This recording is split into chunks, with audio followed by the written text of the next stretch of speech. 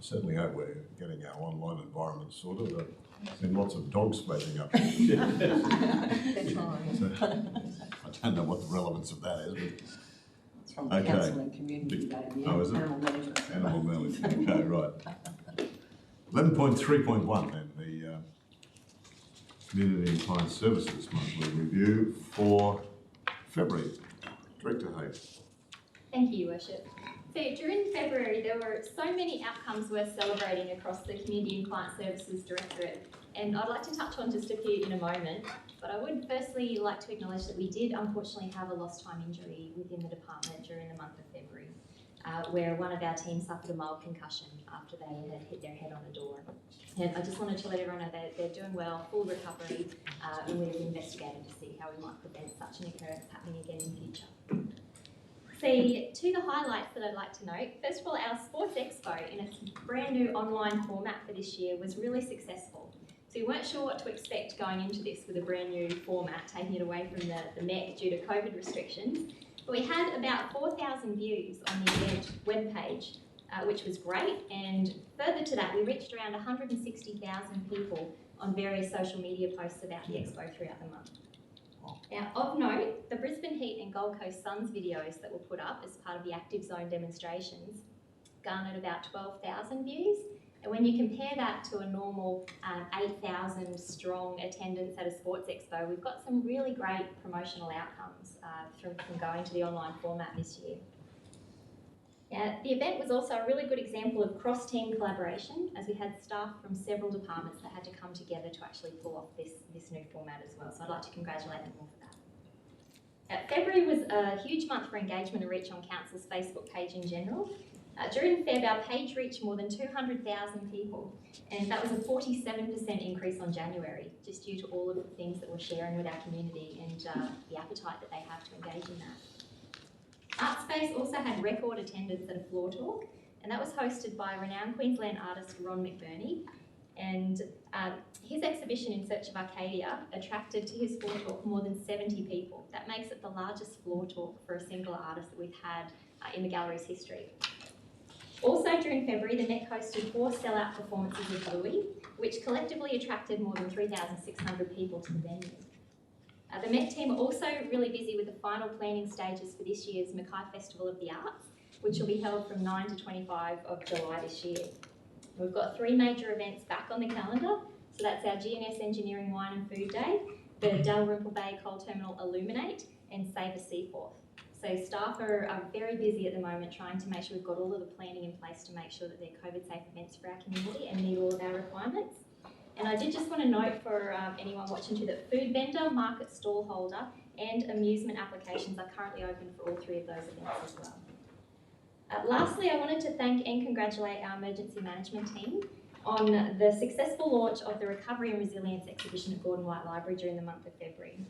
Now, this showcase is a very powerful exhibition and it features works from locals from both Youngblood and Finch Hatton, and it represents their feelings and recovery process from the 2018 bushfires.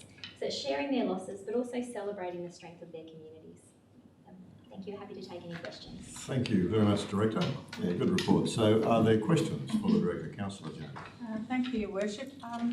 Director, I just wanted to double check. In the report it says that the museums have been closed, but they were due to open on the 1st of March, so they're all open, and just want to check that was the case. That's correct. They're all back open again. All right, thanks. Councillor Seymour. I just want to ask the question, the Sports Expo is closed, but can the general public still access the online viewing of it? That's a good question. Well, at the moment, yes. We didn't immediately pull it down. We did intend to leave it up for a few weeks post the closure, just to allow anyone to still access that information, but it will age, so we do intend to remove it at some point soon. Other questions? Councillor May. Just in regards to the library staff and the incident there where the consumer was being aggressive to the staff during that trial of the COVID safe app, has that settled down now? Like, are people more open to being able to use that app? We're finding that for the people that have signed up to it on a previous visit, when they return, we get great feedback. It's super easy to then scan the barcode, walk straight in. particularly for parents with lots of children. They only need to do the one scan instead of registering, 4 or 5 people. For people that haven't visited us before and need to go through the process of loading it onto their device and then scanning it in, we are still seeing some challenges. So we've made it easier for our staff now to handle that situation by allowing people to register via other means that may be simpler for them, such as scanning their library membership card or completing the register that we hold for them. So we're not making it mandatory they must use the Check in Queensland app if that's creating issues. Thank you. Councillor Bonaventura. Just a couple of questions, Director, just in relation to our YouTube views. There was a massive rise. Is that in part of the Sports Expo? Is what it's gone? I totally understand why you might think that, but no, it actually wasn't. It was a video of one of the rubbish truck fires. Is that right, Anarchist? Oh, that blew me away. Righto, next question. What we were hoping for, actually. Hoping for the explosion. Cells. Just I noticed in the customer request status tracking, we've got a large amount of outstanding in regards to the illegal and non-complying development. It's very, very high. Is there a reason for that? Right. Yeah, absolutely. So it primarily comes down just to the nature of those types of requests. It would be extremely rare we'd get one in that category that could be solved within a month. When we're looking at illegal land use or illegal building works, if we take illegal building works for an example, oftentimes the solution we seek is to ask the person to actually obtain a permit for the works. And at the moment, that can often require them to get some professional assistance, such as, they might need to be supported with plans or engineering or soil tests or other things. And there is very high demand within the industry at the moment for those services, which is also blowing out the timeframes it might take for somebody to be able to comply. Our team is consistently trying to work with members of the community, though, to get a good compliant outcome on these situations. It's just the nature of them. Takes more than 1 month to do, so we'll often see them move into several months. Some matters can take many months to conclude. Thank you. Okay. Further questions for the Director? Councillor Jones. Yeah, sorry, I've just mistaken some of my speaking notes and I've realised there's a question in that, so I shall ask it now. So under page 99, social media, we received a number of hits, I guess, about the Platypus Beach stuff. And before the beach was originally opened, the community were asking for toilets back then, and I know the community were waiting with bated breath to see how, after our water quality issues are solved, whether or not council is actually going to do that. I'm certainly looking forward to the reopening of it when it's safe to do so, but my question is, are we looking at the viability of toilets for the future in this beautiful, well-utilised piece of our region? There's probably a couple of things that I can offer you in that one, Councillor Jones. So the beach has been reopened, but the message to the public is that it's a swim at your own risk scenario at the moment, because the levels are not what we would consider safe for people to be swimming in the water. Right. So the beaches are not actually closed, so people are able to walk their dogs and access the area. What we are hoping to do is to actually develop some triggers where we can, for example, colour code what's going on with the beach. So if it's red, we're suggesting don't swim. It might be an amber or a green. So we'll prepare that. We'll make that advice available through social media and on our website, which will allow the community then to make a decision whether or not they would like to make use of the beach. Regarding the toilets, that's an entirely separate matter that we're not actively working on at the moment, but that's something that would be a collaboration across several areas of council. Okay, thank you. Further questions for the Director? No further questions? Would somebody like to move the report's adoption? Moved by Councillor Townsend. Thank you. Seconded by, we've got to get seconded by Councillor Hassan. Councillor Townsend. Thank you, Your Worship. It's great to see the MEC is up and running and bookings are coming in, and February was a huge month for them. And I would like to just draw some attention to the catering team at the MEC and acknowledge that they deserve a round of applause, because they actually catered for 3,500 Bluey fans over those days, and they themed a menu to suit the event, which proved very exciting and popular for the young ones. So that deserves, absolutely does deserve an acknowledgement. And I'd just like to draw to the public's attention the Mayor's Charity Ball, which is an event that's very close to my heart, is coming on Saturday the 15th of May. So I ask the community to save that date, put it in your social calendar, and it's going to be a marvellous event considering last year we had to cancel due to COVID. So thank you. Thanks, Councillor Townsend. Are there any other speakers? Councillor Bonaventura speaking for. Yes, Your Worship. Just a couple of points. Firstly, thank the Director for her words on the online sports expo, and I won't go into it. It was very, very good, and we look forward to really analysing those results in the next couple of weeks. But I'd like to speak about the Bluey at the MEC, 3,600 people, all sold out events over the 2 days. And I think the importance of it, if you look at it, is for our two things. Firstly, for our community, who have been starved of the ability to go to these things since COVID come in March last year. So to them to be able to get out in a full house around other people, and I attended one of those events, Your Worship, and the buzz was just amazing. It was very, very good. So the second part of that is for our staff at the MEC, who have also been starved of being able to entertain us. And that's what they live for. That's their role. That's what they come to work for. And I dare say they were getting quite bored of serving us 12 meals a day at council over there for a year. So I think that's even as big a benefit to our staff, to their own morale, to their well-being. So I thank council for that.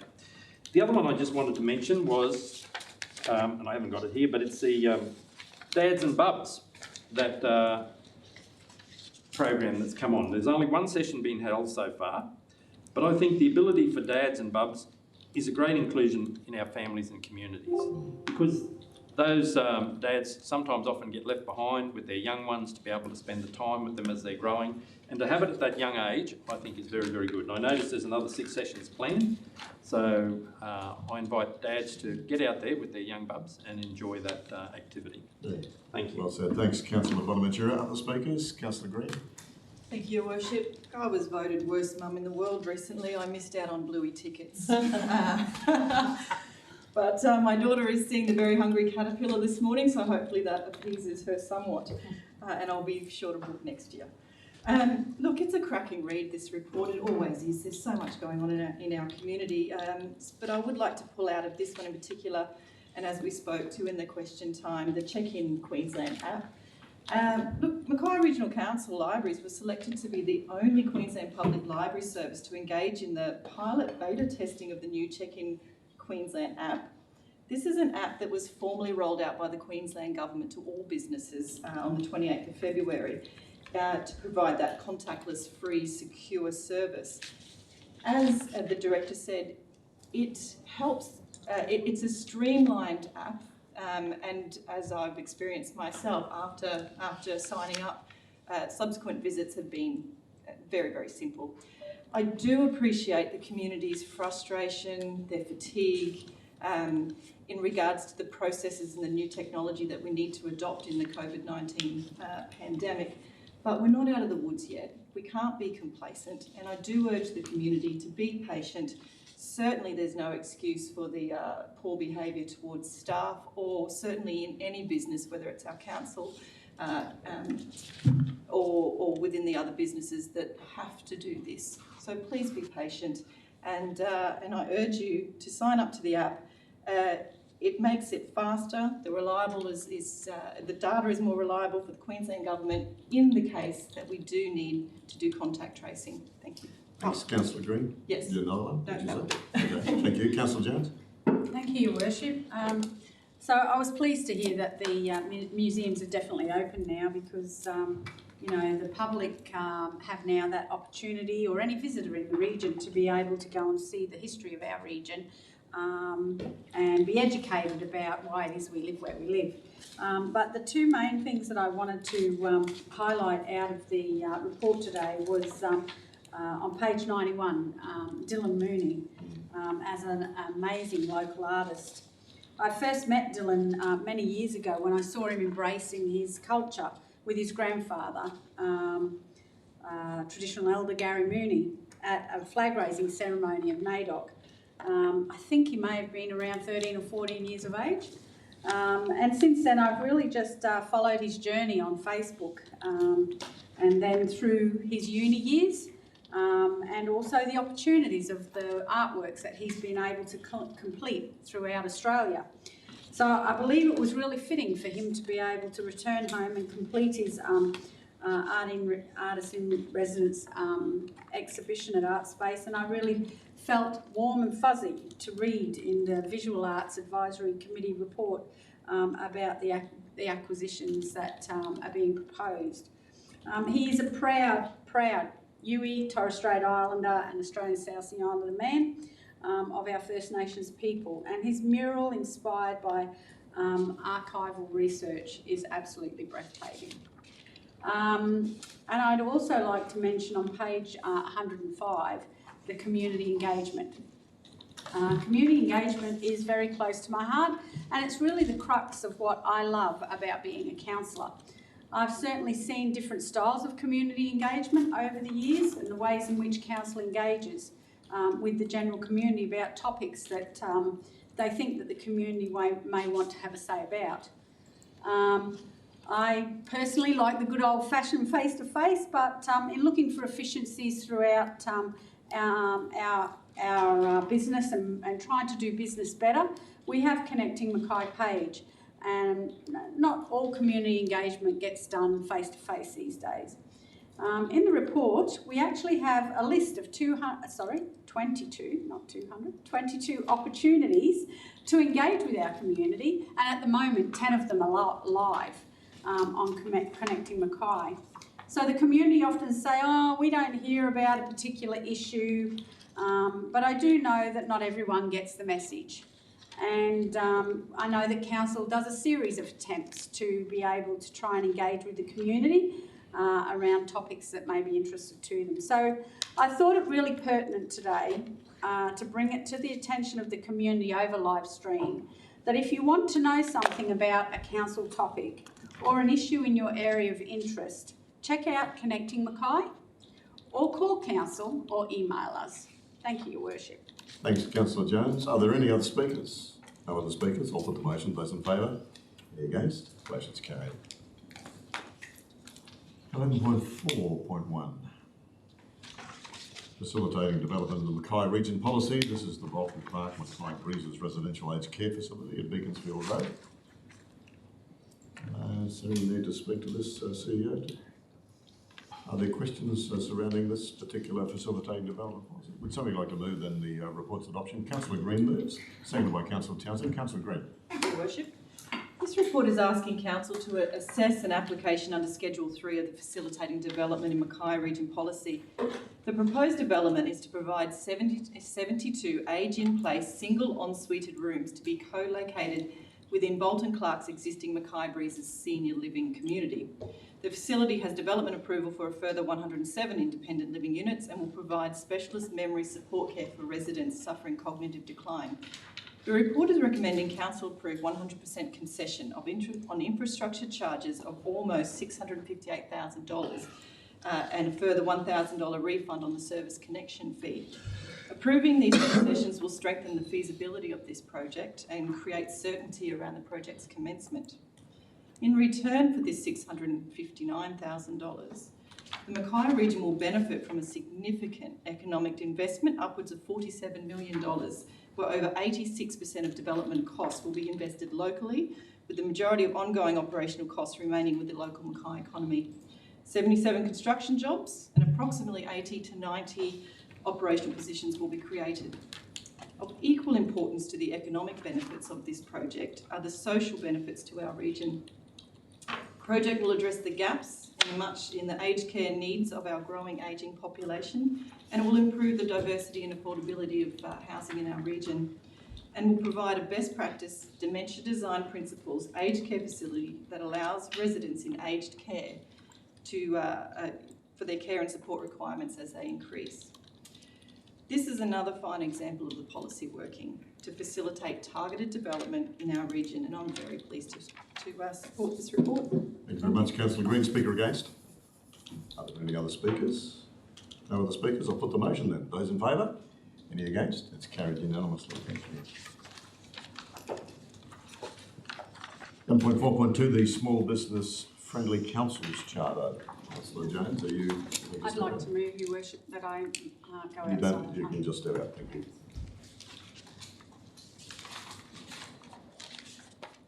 Okay, so, Acting Director, would you like to just run us through this? Is that right, CEO? Okay. Thank you, Your Worship.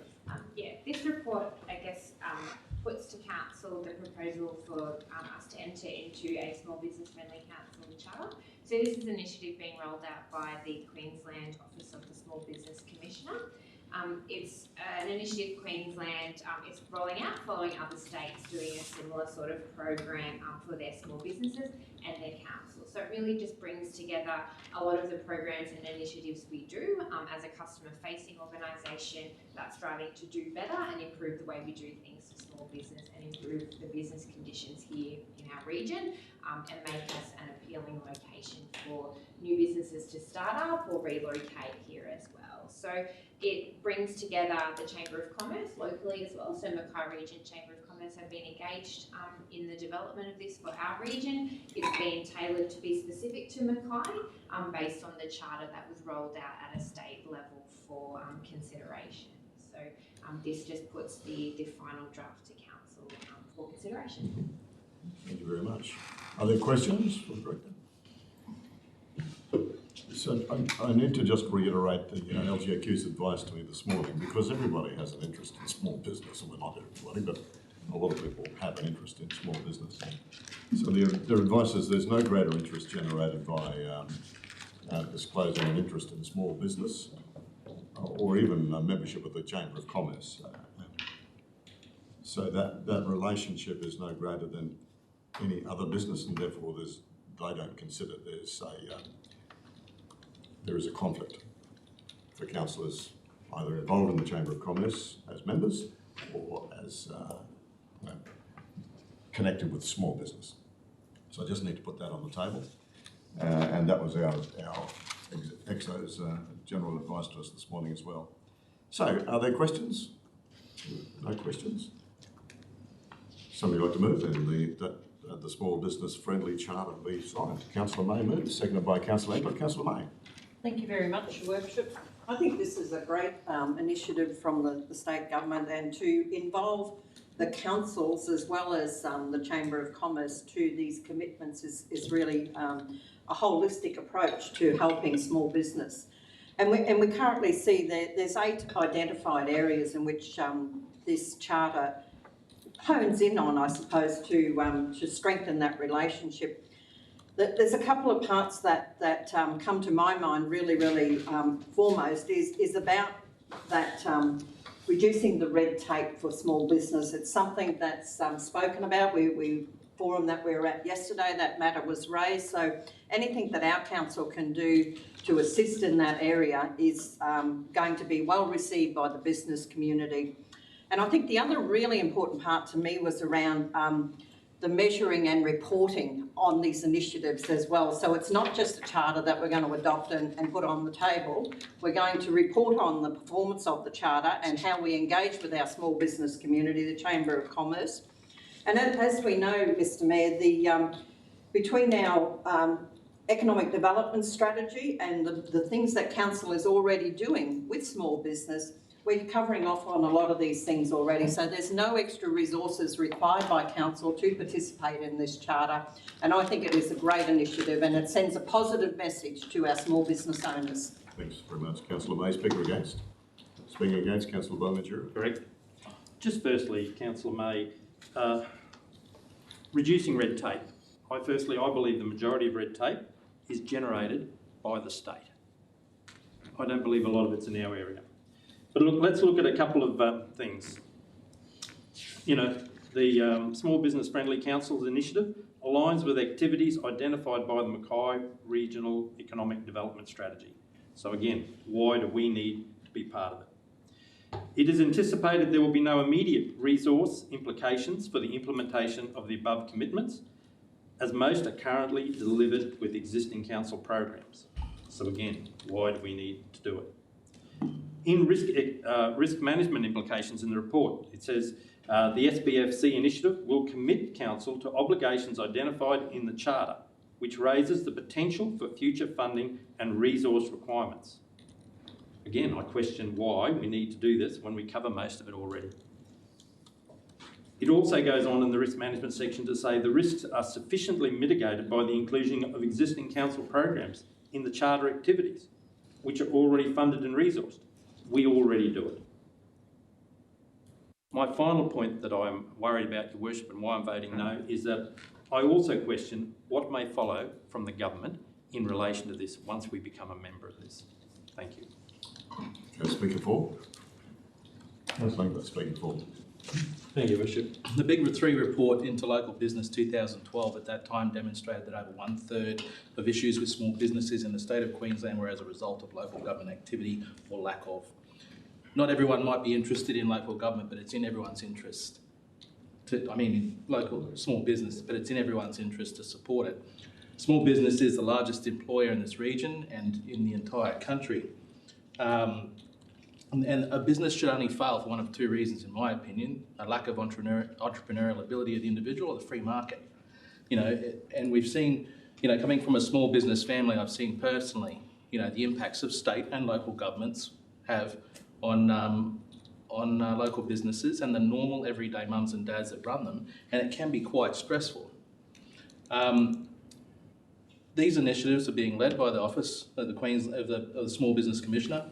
Councils do play an important, integral role in small business. We've seen that time and again as local businesses come to us for assistance. Signing this charter just strengthens our relationship with the Chamber of Commerce and Small Business. There's no reason to be risk adverse to this. There's nothing to be risk adverse about. All it's doing is we're showing good faith to the people of our small business communities in this region. And if we are held accountable through it for something, then so be it. So we should be. It's their right to ask us to give them a hand from every now and then. So, no, I fully support it. Thank you very much. Speaker against? Are there other speakers? No other speakers? I'll write a reply to the Deputy Mayor, Councillor Wayne. Thank you. Thank you very much, Your Worship. Look, I don't believe that there will be any cost implications to this council, and council can choose to take on initiatives and we can assess them at any point in time through our budget process, or whether we engage in that process or we don't engage in that process. I think the really important part here is about sending that positive message to our small business owners. It has been a horrid 12 months with COVID, and there has been many, many impacts to small business during that past 12 months. And what better way to build confidence in our small business community than to enter into a tripartisan agreement between Council, the Chamber of Commerce and the Commissioner for Small Business. So I just think this is a great initiative. We should be all behind it because it's what our community needs. I'll put the motion. Those in favour? Any against? It's 2 against. The motion is carried. Thank you.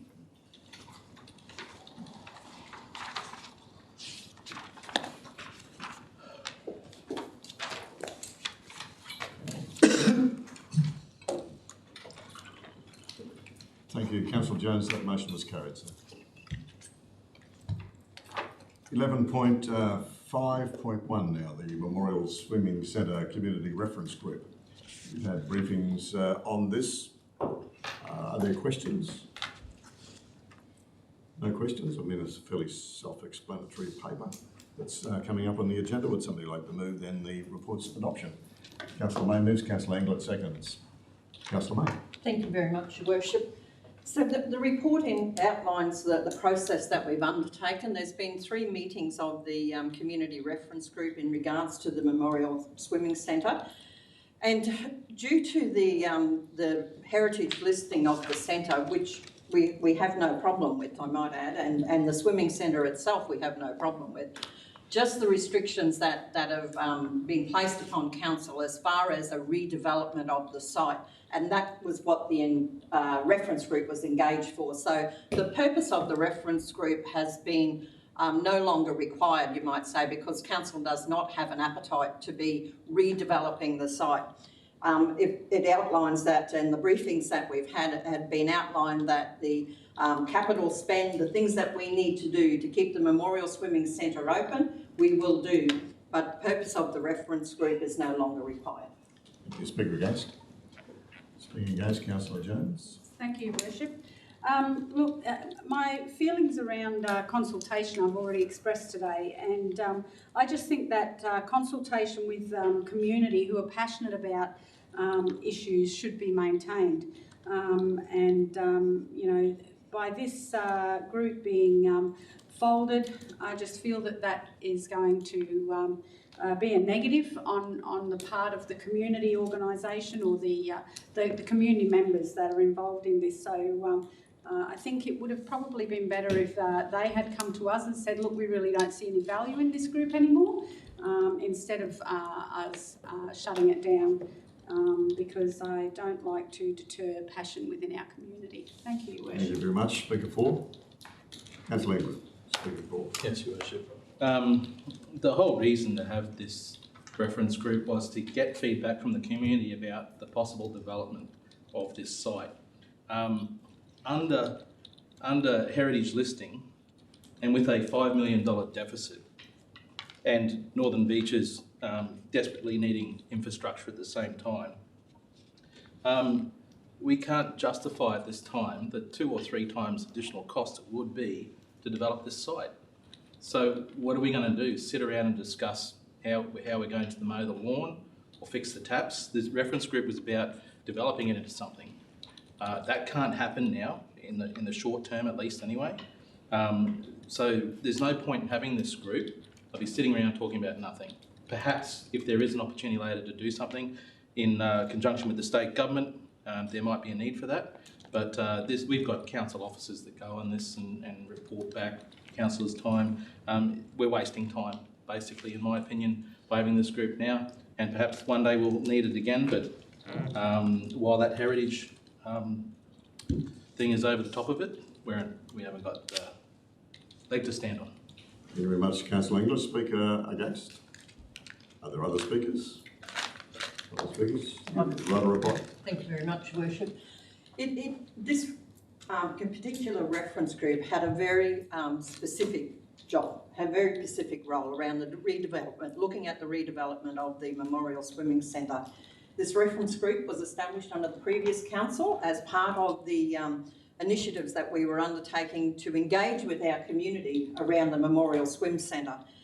And the people that were chosen, they put in an expression of interest to be on this group, and they have been consulted. We have gone back to that group and they have been consulted about the purpose of this group and the requirements of the group.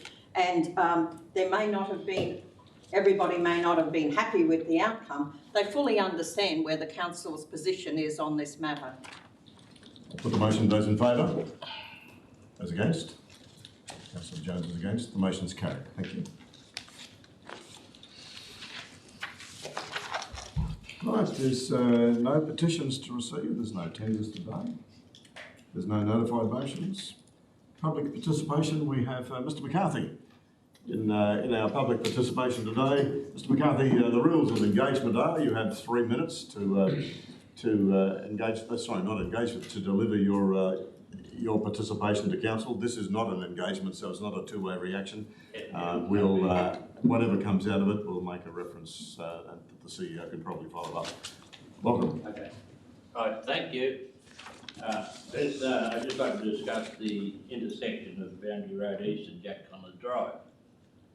Now, I've lived in Milton Street for 76 years, so I know what goes on, what doesn't go on, what's changed, what hasn't changed. Now, I'd just like to read this to you because I'm not really good at speaking. Boundary Road, Jack Connors Drive, junction for decades under a T-junction sign.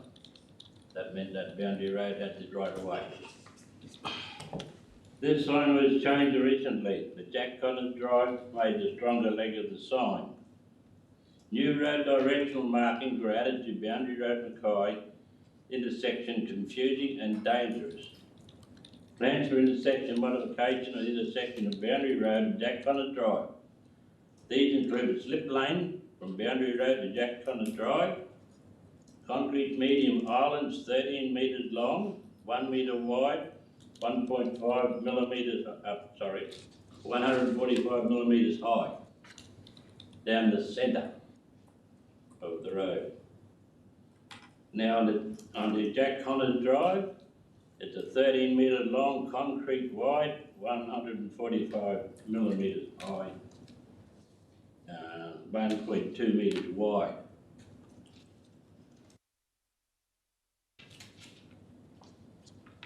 The entrance from Boundary Road to Airport is not dangerous or confusing, so a slip lane is not necessary. It would be a waste of resources. The concrete islands are not necessary. Only problems caused for prime movers and low loaders carrying heavy equipment. Now that is a business operated directly opposite the exit. He has already scuffed off numerous numbers of tyres trying to turn with a low loader with a 30-tonne bulldozer on the back. You just can't do it. If you've got an island in the centre of the road with a stop start, keep left side. My suggestion for the signage, north side of Boundary Road, west of intersection, at T-junction, and a new, My suggestion for the signage, north side of Boundary Road, west of intersection, a T-junction sign and a giveaway sign. Southern side of Boundary Road, a T-junction, as is, giveaway sign opposite eastern side of Jack Connors Drive. For cars travelling west, a T-junction on the same pole as for cars leaving airport. Remove the small plinths from the southern side of Boundary Road and allow traffic a straight lane. By doing this, it will not reduce some congestion. Now what is happening is, when you come west along Boundary Road, you have a configuration of concrete blocks and all that in the centre of the roadway. That directs westbound traffic right into the centre of the eastbound lane. That's heading for head-on collisions. But no one seems to want to look into that matter. Okay, so now, the only Mr. difference... McCarthy, you've gone 3.5 now, so look, can I suggest that the CEO gets in touch with you, and we might be able to sit you down with our traffic management people? Well, that's a bit better way to go. Okay. But, it's 3 minutes gone. Almost 4 now. So. Well, another matter I want to speak on too. Thank you. A history matter. All right, we might see you next time. No, you won't. Thank you very much. CEO, so you can take it up, that'll be great. Late business. Any late business? Councillor May. I just really wanted to mention the International Women's Day function that's happening in Serena on Saturday. This is an event that's been happening over a number of years now, and the Mary Malone Perpetual Trophy is awarded to outstanding person and outstanding woman in our community, and the nominations have been received, and we're looking forward to attending that function. Thanks very much, Councillor May. Any further late business? No further late business.